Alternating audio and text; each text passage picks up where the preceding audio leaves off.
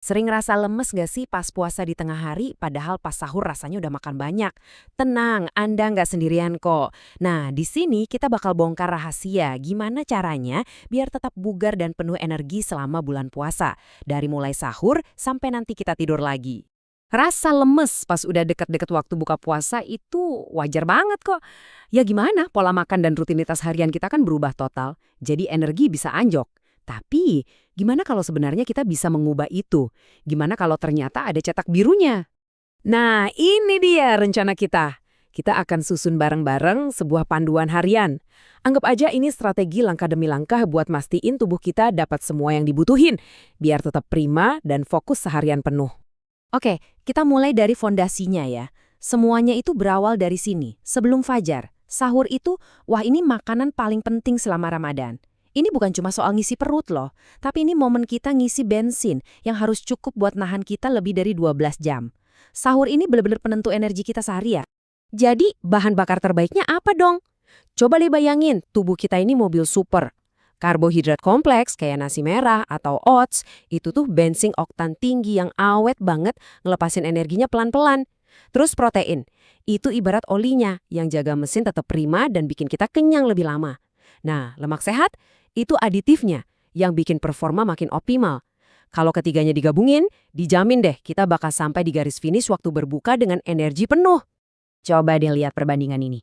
Ini kayak persimpangan jangan yang kita hadapi tiap sahur. Di satu sisi, ada energi stabil yang bakal nopang kita seharian. Di sisi lain, makanan manis sama olahan itu emang ngasih lonjakan energi cepat, tapi abis itu langsung jatuh bebas, bikin kita lemes dan ngantuk. Pilihan pas sahur itu bener-bener nentuin gimana rasanya badan kita di jam 3 sore nanti. Nah, setelah sahur, kita masuk ke fase terpanjang, jam-jam puasa. Kuncinya di sini tuh gimana caranya kita nyirit energi dan jaga keseimbangan. Bukan cuma fisik ya, tapi juga mental.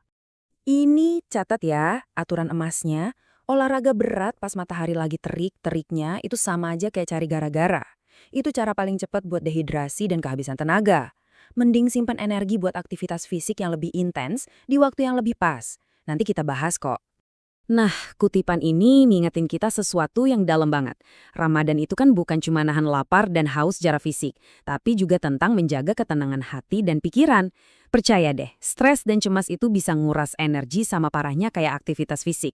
Jadi, jaga kedamaian batin itu penting banget buat jaga kekuatan fisik kita. Oke, sekarang momen yang ditunggu-tunggu. Buka puasa. Cara kita berbuka itu sama pentingnya loh sama cara kita sahur. Ini bukan soal makan sebanyak-banyaknya, tapi tentang ngisi ulang tenaga dengan cerdas dan penuh perhatian. Jadi, pelan-pelan aja sama badan kita. Mulai dulu dengan air putih buat balikin cairan yang hilang. Terus kurma. Ini pilihan yang sempurna banget. Gula alaminya cepat balikin energi tanpa bikin kaget sistem pencernaan kita. Habis itu, kasih jeda sebentar, mungkin bisa sambil sholat maghrib. Baru deh makan besar. Ini ngasih waktu buat tubuh kita beradaptasi lagi. Setelah seharian puasa, godaan buat nyantap gorengan atau kue manis itu gede banget kan? Ngaku deh. Tapi, makanan kayak gitu justru bisa bikin gula darah kita naik turun drastis. Yang anehnya malah bikin kita jadi capek setelahnya. Coba deh, pilih makanan yang lebih utuh biar energinya lebih awet. Waktu antara buka puasa sampai sahur lagi itu, nah ini krusial banget buat pemulihan total.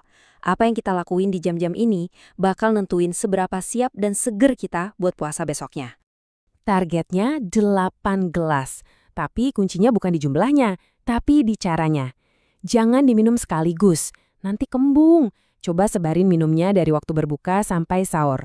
Anggap aja kayak lagi nyiram tanaman kesayangan, dikit-dikit tapi rutin, biar nggak layu dan tetap segar besok paginya.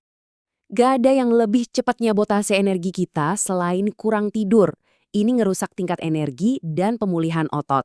Jadi, coba deh bikin jadwal tidur yang konsisten, usahain tidur lebih awal, bahkan setelah taraweh. Biar tubuh punya cukup waktu buat memperbaiki diri dan ngumpulin tenaga lagi. Jadi, kapan sih waktu terbaik buat olahraga? Nah, ini dia strateginya. Kalau Anda suka olahraga ringan kayak stretching atau yoga, lakuin aja sebelum sahur buat bangunin badan.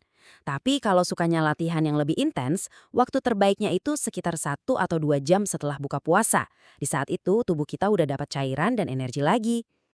Oke, kita udah bahas semua kepingan puzzle-nya nih. Dari sahur sampai waktu tidur. Sekarang, yuk kita satuin semuanya jadi sebuah panduan harian yang simple dan bisa langsung dipraktekin.